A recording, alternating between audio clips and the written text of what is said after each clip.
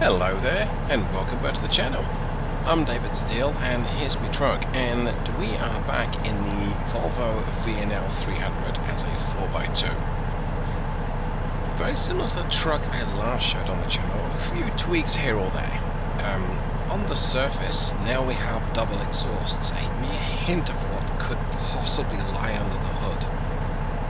Yeah, ladies and gentlemen, no word of a lie, we've got a D17 under the hood of this little gem. And not only do we have a D17, we've got the highest specification D17, which produces 780 horsepower and 2,803 foot-pounds of torque.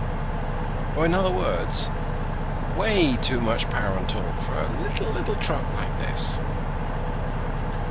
And I'm going to use today's video as a demonstration of how traction control, anti-lock brakes, and a few other settings can really change how your truck drives and how your truck performs. SCS models certain systems on the real world, and they appear to have done a pretty good job. Now, that all said, I have not driven a Volvo VNL with a 700 and something horsepower engine shoved under the hood, under the bonnet, and only two driven wheels at the back, so your mileage may vary. First things first, we'll drop into the settings. We'll escape here. Options, I call it settings, or system options, I think it is. Yeah, systems options. Okay. And switch along to gameplay. The gameplay is where a lot of the various settings you can control how things drive and so on and so forth. And I'm going to drop down here. Now, truck stability, cabin stiffness, these are both set at 50, as is the suspension stiffness. If you move it to the right, it's a lot firmer. It can roll a bit more. In other words, if you hit something hard enough, you'll put it on two wheels and then you'll roll it over. But at the same time, it gives it a bit more grip. I'm leaving things as they are. We might play around with this later. I like my drive shaft torque to show, so I've got that up at 80, and my braking intensity is down at 85%. Just keep going a little further. I like my uneven surface to sort of bounce me around a little bit, so that's great. And down here we get to some pretty nifty bits and pieces. Keep going down in the assistance thing until you come to things such as automatic retarder. Now I'm going to turn this off, and there's a very important reason why I'm turning this off here. And that is because your anti-lock braking system is not fully effective when you're using the automatic retarder. What that means is that, especially if you're driving bobtail and you brake with automatic retarder turned on, or for that matter, automatic engine brake, you can lock the rear wheels, and that causes you to crash. I mean, no word of a lie, you might crash. I probably will. So I'm going to turn that off. Now, I do have anti-lock and traction control turned on, and modern trucks have these two features. Anti-lock braking essentially attempts to stop you from skidding when you're braking hard, as each wheel, if it's 4-channel, as each wheel starts to lock up, it releases the brake just for a moment, long enough to get it spinning. And the idea is that you can retain steering input. Now, one thing to bear in mind is that your stopping distance may be that little bit longer.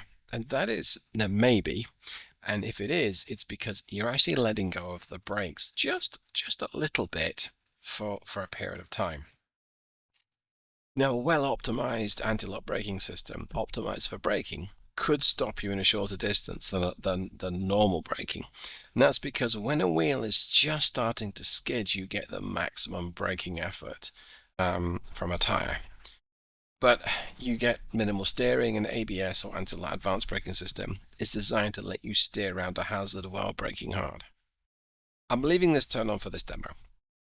Now, traction control attempts to stop the powered wheels from skidding when you're under load, and it can do this a few ways. Typically, it will brake a spinning wheel. And we may see that. You may see that the brake's being applied as we use traction control. It can also reduce power. And I believe in some systems it can divert power from a spinning wheel across to a non-spinning wheel. And I don't know whether that's implemented in American Truck Simulator. I'm going to leave the automatic differential lock in place. In fact, this is how the truck is set up. So Go ahead here and jump back into the truck. And I'm going to do this in the dry. Jump into the cabin. Okay, here we go. I'm going to use this box in automated. It is an I-shift. This machine can be a bit of a handful. It's a lot of power in a light truck, and you have a loose Numpty at the wheel. So I'm going to be driving this, I would say like I stole it, but maybe more like I rented it. Oh, in fact, actually no, before we do that, show some of the dashboard. Right, let's zoom in here. Okay, so here is the dash. And across the top, from the left to the right, the first one is turbo boost pressure. That's useful to know how hard you're working your turbocharger. The next is, I believe, DEF, diesel exhaust fluid. So we're not going to worry about that today. Next one across is your fuel, and we're almost a full tank. And then the one on the right hand side shows the braking effort. So as I apply the brakes, see how that needle rises. Now when I said that traction control can apply the brakes, you may see that needle flicker like it's suffering from needle Tourette's.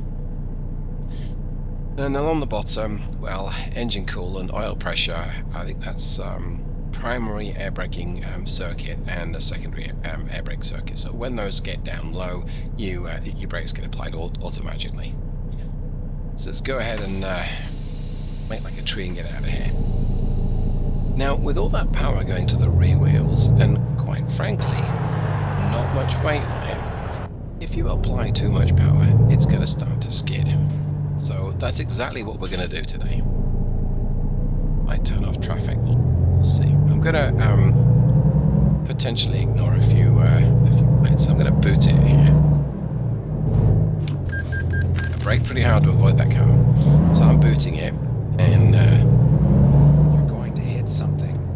So far, so good. I mean, it's not skidding. Now, do it around a corner. You're going to It starts to skid. As you can see, it picks up speed pretty nicely, and it also crashes pretty nicely too. So that as I give it a little bit of steering input, you see the brake needle just start to flicker like crazy as it's braking a skidding wheel. But generally, it's working okay now. As we brake, it's trying very hard not to skid the wheels. Oops. And you managed to avoid the curb there. Let's go back the way we came. This time I'm going to see if I can peel out. Now we're in 5th gear, but we want to see if we can break traction here. So we'll give it full beans. It nearly did it. I saw it apply the brake. Slow down. Let's go ahead and whip round this guy here. We're going to try the same thing again. We're going to go around this corner at breakneck speed. Lift off, turn us lock, give it full power on the brakes. Okay, see how I rolled it? Bit of an impact. Okay, my truck's all banged up, right? So I tried to roll it. It tried to slide it around that corner. It didn't want to have any of it. It ended up rolling me. Now, if you reduce your suspension stiffness, you can make it roll more and topple over more, or you can essentially prevent it from rolling if you increase it. Depends on the circumstances. Let's fix the damage. In fact, let's replace everything because we'll lose a bit of power. This is going to be a very expensive video. Okay, so now, let's go back into here, options, go back to gameplay.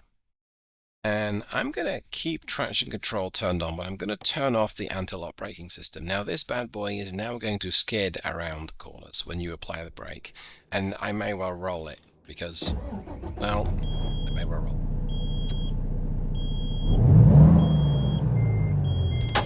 What am I doing with air pressure? Didn't need to do that. Okay. It's moving off with the brakes applied. It has that much torque. It doesn't care. Okay. Right. So quick test of the brakes as we get to here. Jam on the brakes like so. Yeah, we may have skidded. And I'm gonna see if I can peel out. So you can hear it start to lose traction and get reined in.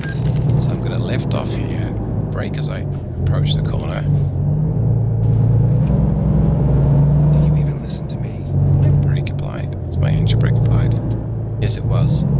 Foolish, David. You're going to hit something. Okay, we have to try that again.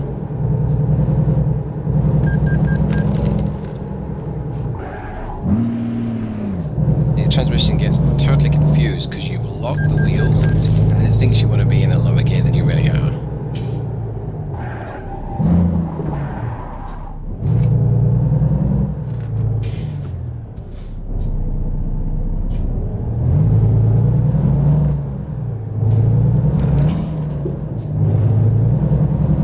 See the brakes flickering on just as it tries to control the rampant torque from the rear axles. Let's see if we can get the slide around this corner. So go in, dab the brakes, back on the power. Yep. So we managed to recover it, but we did not slide it. It's got to be a better way, right? You're going to hit something. So you see again, I wasn't able to slide it around that corner. It just didn't want to have it.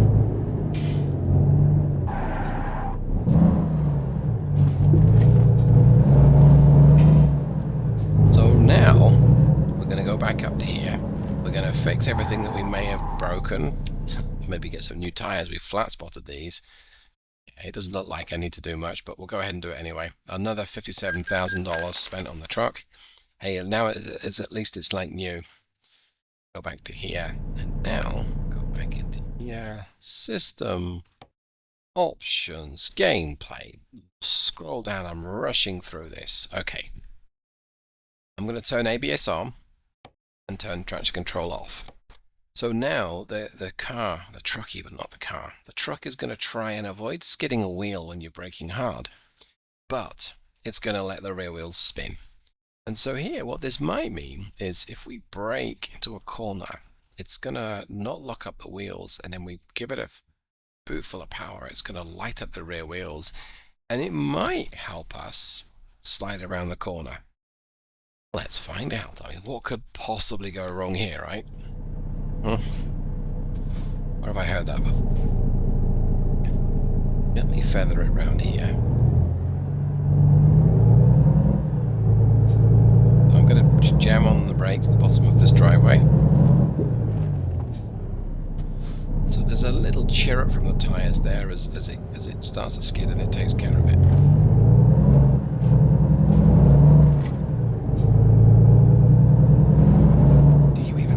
Punch the power. There's an incident or two here, so we'll see if we can slide around the corner here. Speed limit. Okay, I didn't manage to pull that one off. To tell you to slow down. Yeah, it's behaving a little weirdly.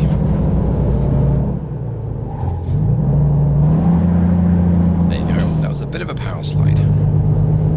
Now it's hard to tell, but you can hear it. See, that's full braking effort. Nearly got steering input. It's much more controlled than it was before.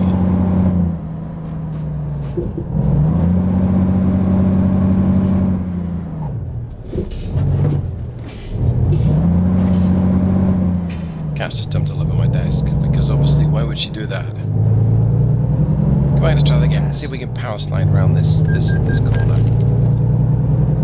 Enter the corner. Tap the brakes. Back on the power. Almost.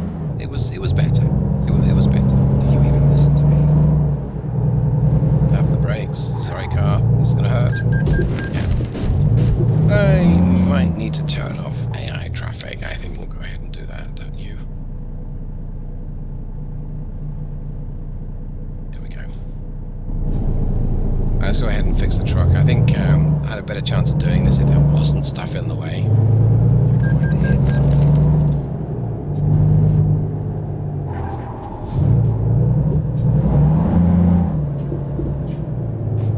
Okay. In fact, I think what we'll do, we'll go ahead and turn all of the systems off. Spend another $57,000 on the truck because hey, that's what we do. Back into here. Back to here. Yeah, this kitty is trying so desperately not to cause mischief, and I think she's about to fail and bite something she's not supposed to bite. Like me. Okay, ABS is turned off, traction control is turned off. What could possibly go wrong? We now have 2,800 foot-pounds of torque under my right foot and no electronic aids to prevent me from doing something incredibly dumb.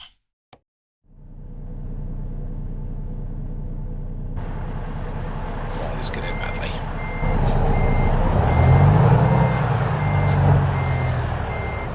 But it might not. We might be okay.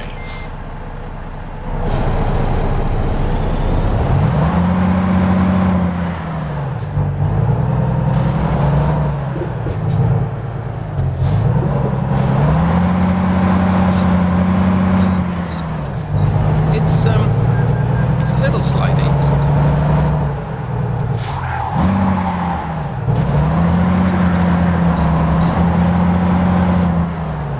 Lots slidey.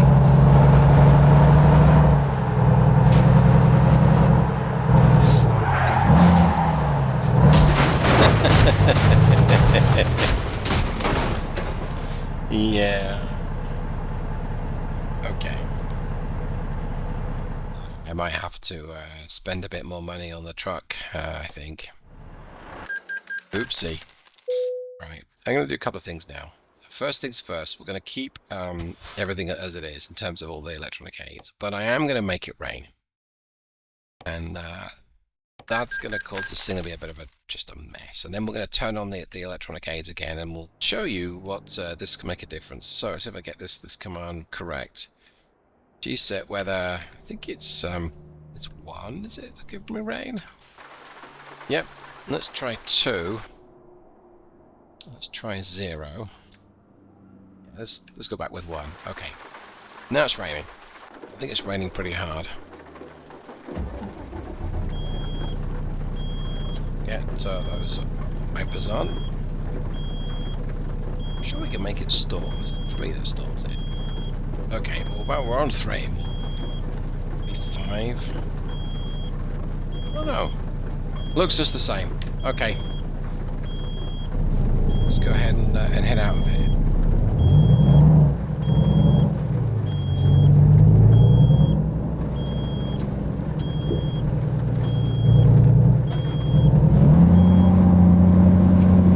Oh yeah, that's a lot sliding. In fact, it's spinning its wheels in 10th gear. How many times do I have to tell you to slow down? Manual would make this a lot easier, I think. We might try that next.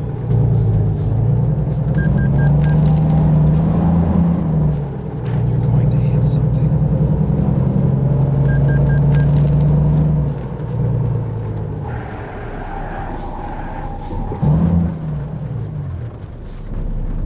Yeah, so it's a very telltale happy experience, as indeed it should be.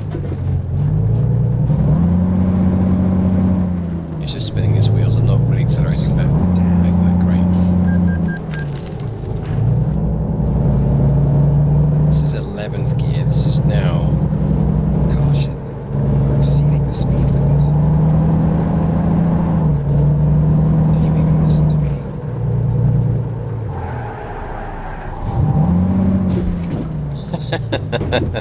Okay. But I think the point has been made that it's a bit of a handful when you've got no electronic aids and so much power. And if you have a car license, you might have experienced this. Of course, it's no different with a truck. This thing is a very big handful.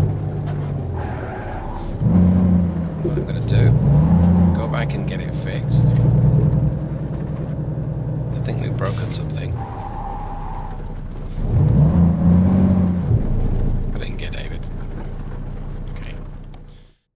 Go back and get it fixed.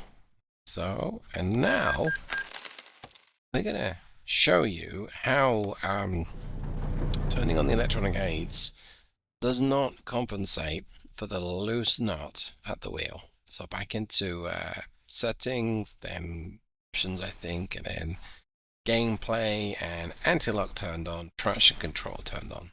Okay, let's go back to here. So now the electric aids are going to do whatever they can to stop it from skidding, either under load or not under load, under braking. So if I jam on the brakes here, you hear it chirp a little bit. So I turn the corner, give it a boot full of power.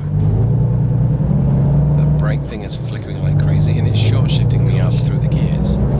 Now that's because the engine speed is temporarily rising.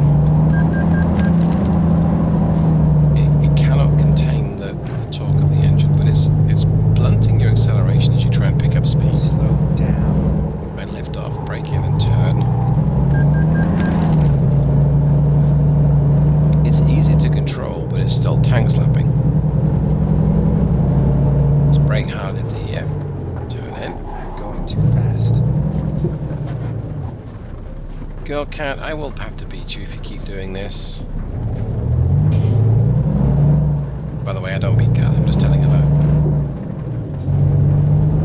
Yeah, its acceleration is severely blunted. You can hear how it snags as it tries to catch a gear for just a second and spins its wheels. Brake heavily in here, understeers, back on the power, and aim for the right telegraph pole. There we go. Okay. Well, I'm going to have to curtail this video short because this little kitty cat is not going to let me get away with skidding this Volvo. Doing, girl, eh? What you doing? What you doing? I think she's jealous. I think she thinks I'm talking about C-A-T cats and not. It's not a cat engine, it's a Volvo. Alright, well, you got to watch me driving around like a loon and explaining things like I'm going mad.